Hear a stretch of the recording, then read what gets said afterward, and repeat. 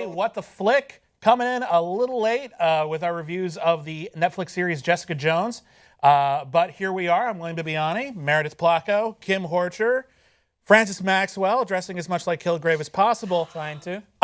So by this point, there's a decent chance you've already binged this entire series. So we're going to do this about 3 episodes at a time, just so we can kind of get the sense of it. I've seen the whole thing. I'm about 7.5. I purposely only watched 3. Yeah, I'm on 4. Okay, good. So we're all kind of staggered. First off, just first impressions. It's amazing and probably my favorite Marvel property to date, like made to TV or screen at all. Like, I love it. Okay. Yeah, hands down my favorite. Snap. Yeah. Yeah. Kim? I think it's better than Daredevil, to be honest. Oh, someone disagrees. But I'm personally enjoying it more than Daredevil so far. David Tennant is my favorite Marvel villain so far as well. And favourite Scott? Yes. I mean, no. Unbelievable. Thanks. I think it's great. I'm not as sold on it as I was at Daredevil at this point. I was kind of just grabbed into Daredevil from the start, but then I also came into it kind of still licking my wounds from Ben Affleck's Daredevil, so I was going in just looking for something better than that, and I really enjoyed it. But with Jessica Jones, I'm firmly on board right now. I think it's great. I think the casting's great. The acting, for me, just a little too cynical at times, but maybe I'm just being too critical. Kind of a cynical series. I know. It's about sexual abuse. Yeah. Too and much recovery. exhaling. She exhales a lot. She's like Kristen Stewart. She's going to be doing that literally half the time. I know, but I'm just I being hate it when people do that thing when they breathing. breathe. How dare they? Imagine breathing. Only in. Just hold it in. right? So I've seen the whole thing, and about 3 episodes in, I was not as on board as I was by the end of the show. I'll say that. I think this. What's cool about the show is how it's very just gradually builds and gets increasingly interesting from the first episode. I think a lot of shows peak early, like really grab you in the pilot and then gradually lose me.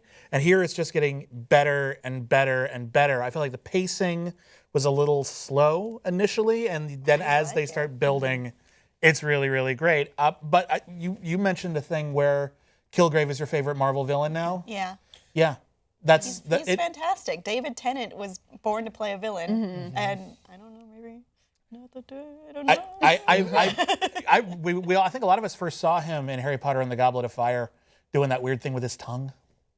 Oh, Barty Crouch? Oh, yeah. Because Barty Crouch Jr.? Yeah. I forgot that was him. Yes, that was some of his most subtle work. I think that Marvel are trying to, I don't know, just set the pace for their casting of villains, right? Because we had Vincent D'Onofrio in Daredevil. He was the strongest one. He was the strongest, but then you've got next season, we don't know yet, but they've got John Bernthal coming in for Daredevil. I'm really excited to see that. But again, David Tennant in this role, as you mentioned there, like we've seen a glimpse of him in that Harry Potter role, and we know him. I've known him, he's been on Scottish television for years, but I thought he's fantastic. I think he's really encompassed that role, that charming but just chilling character that just for me, it encompasses everything that's great about this season so far. To me, he comes off as like an obsessed ex-boyfriend. Yes. Well, yeah. Well, yeah, and that's what's so great about this series is that's kind of hitting on a lot of topical points right now. I mean, it's really, really dealing with, like what it's like to be a woman, and especially in the nerd culture and I thought women it in was general. a metaphor for rape. I mean, coming to terms with it is for it's that. not your fault. I mean, it's a metaphor for a lot of things. I mean, if you look at the writing, I mean, so when Jessica Jones, aka Jessica Jones alias, first was published, it was done in 2001 by Brian Michael Bendis, wrote it. And the series, while draws some elements from the original comic, it's definitely very reflective of modern times. It deals with a lot of issues that we deal with in the internet age. Not just rape, though. It's dealing with a lot more if you look at the surface and what I think we ourselves have seen in being women in the pop culture world. It's very on point to that. But really quick, going back to Tennant, if you saw him in Broadchurch, where he played a lot more subtle of a character, you see him pulling from that character as well. And it's so fascinating and so gripping. And I love him but hate him at the same time because he terrifies me. What I think is really interesting is the way that the Marvel television series have been dealing with antagonists and villains. The Marvel movies, and this was sort of almost revolutionary at the time, dedicated a lot less time to their villains than they did to their heroes. They thought the heroes were an interesting character.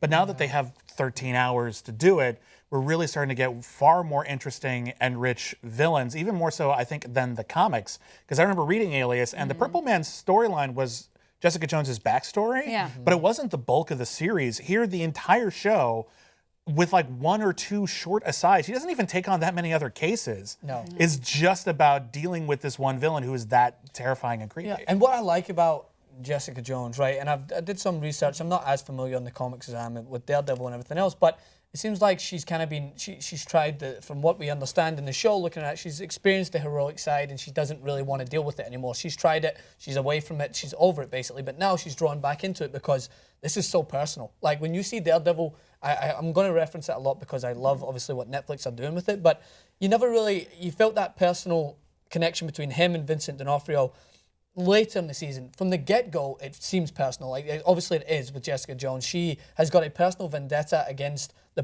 Purple Man, not only because she's trying to rid the world of such evil, but because he had such a strong grasp over her. So I liked it straight from the start of this season. Well, not seeing her trying to just go out as heroes do to try and help everyone else, but to help herself more than anything else. She's petrified of this man from the very start, and I think that's what gripped me early on. Am I wrong in saying that the theme of this whole show, because I've seen the least amount of episodes, it's about control, right? Is that the ongoing theme? I think like the best stories, ownership. it's got a lot of different themes rolling around, and you can take what you want from it. Obviously, I think control is definitely one of the key and recurring themes. I think you hit ownership is really it. I think it's even better, yeah. Because, you know, I've seen, it seems almost a parallel, like she parallels Black Widow in some ways, that she almost has this redemption arc that she's trying to because go she was through. put into a situation without her choice or... Exactly. But I think more than anything, I think ownership is really the best way, because where Black Widow always talks about, oh, I have to get my ledger out of the red,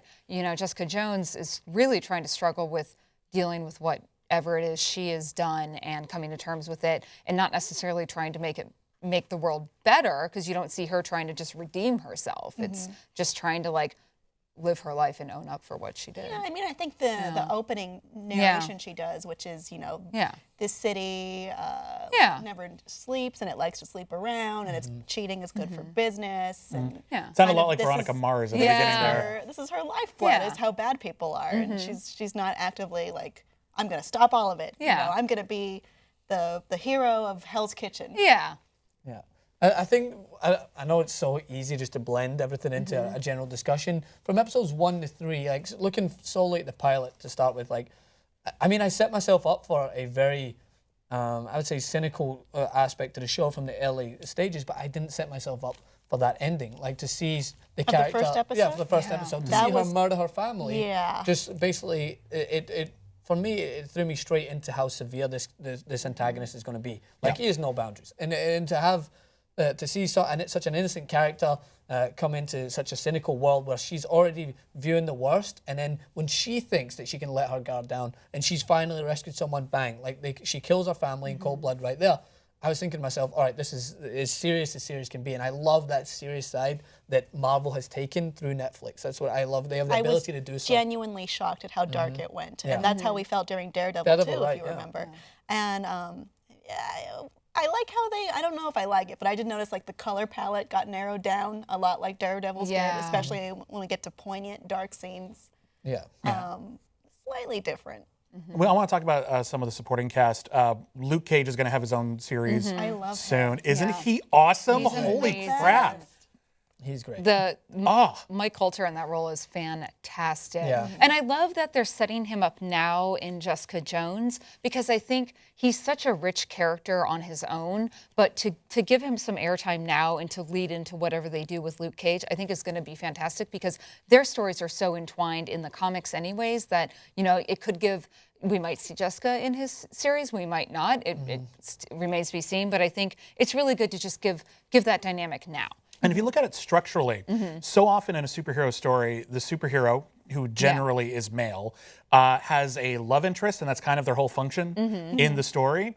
And even though Luke Cage has a lot going on with the plot, and we'll see more of it over the course of the series, a lot of it is just Luke Cage is this badass superhero, and he's the love interest right now. Yeah. And that really sends a message, which raises an interesting point to me, because right now Marvel has only had 2 properties in live action that have been driven by a female character. There's Agent Carter, which I regret we didn't review here because I thought that show was great. And I've had Jessica Jones, but both of those shows have been very specifically about the experience of being a woman in a particular male-dominated environment.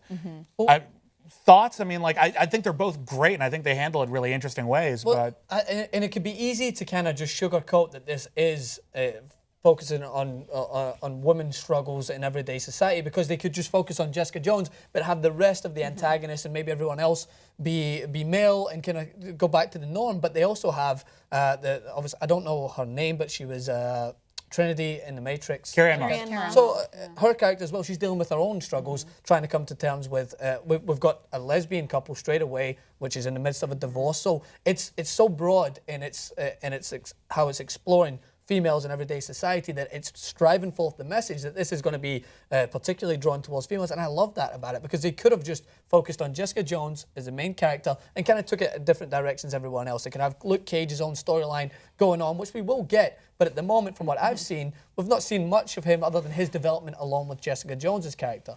Well, he's just, I'm sorry. Oh, no, go on. He's just more or less keeping his head down Yeah. now, right? Yeah. And he's not really doing the Luke Cage thing. Exactly. And while I think it's female-centric storyline, I don't really feel it's alienating men at all. No, And that's not what I'm saying. Yeah, no, and I'm just saying that's what I really like about the writing. It's just showing that, like, you look at the character Jessica Jones herself. That role is typically something that is reserved for a man. I mean, obviously the emotion she's going through, that is something you see women, generally speaking, in films deal with, but the way the power set, the strength, the badassness. I thought you meant like the nihilism, the alcoholism. That too.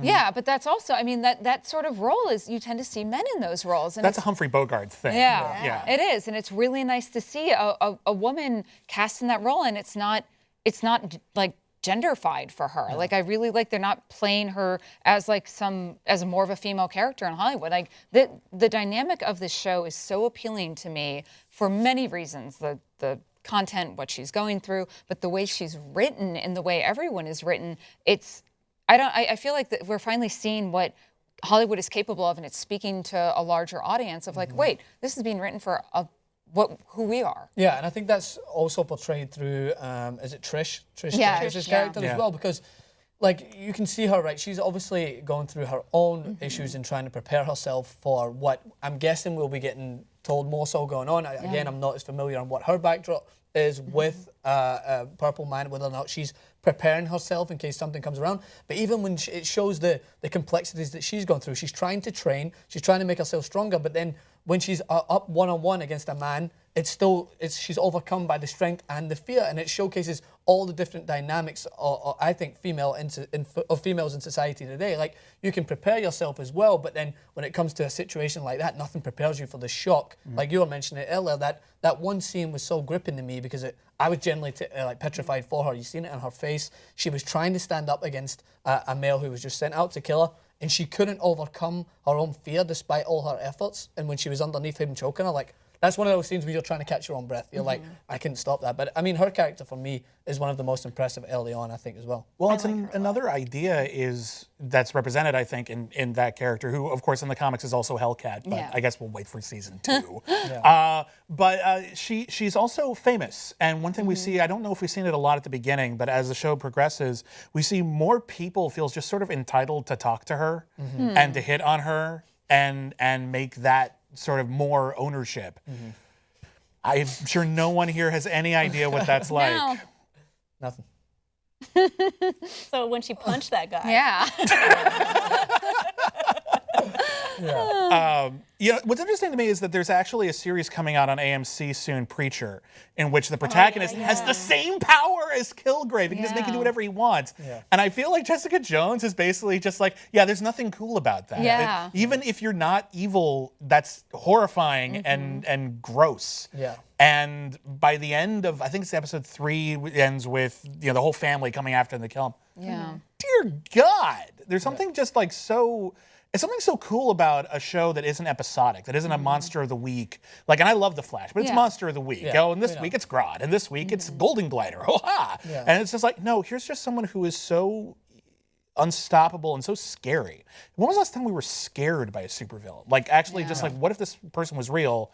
The world would be a horrible place. But like you mentioned there, Meredith, as well, is like he you love him, but like it's once you kind of explore the depths of what he's willing to go to, like that first opening scene, we were given it in trailers beforehand when he walks into the house and he sends the kids to the closet, and it's somewhat comical because it's just like, all right, he can do whatever he wants to do, and then when you start to explore the depth of his villainous side, like he has no boundaries. There's nothing that can really stop him until she finds out. Like obviously an injection can help slow him down, but that's where it starts to explore. Right? Okay, you want to love a villain as well as you hate him, but could you love something that is maybe as charming as that, but can willing to go to? We don't know the extremities that he's done with women in the past, but your mind can only wander, right? And it's such an interesting thing because I ended up really loving Kingpin and Daredevil because while he was brutal, it was easy to like him and understand him.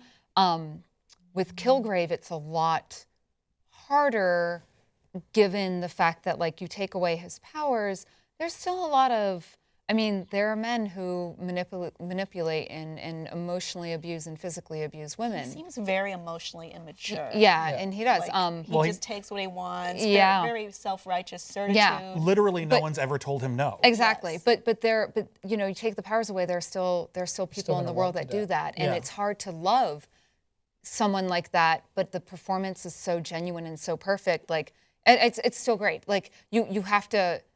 You know, you can separate it and still see like this is a great villain. This is a wonderful villain. All right. Well, we have to wrap this up for now, but we will be back with more Jessica Jones soon. I guess when we're back, when we can do this, maybe this week, definitely next.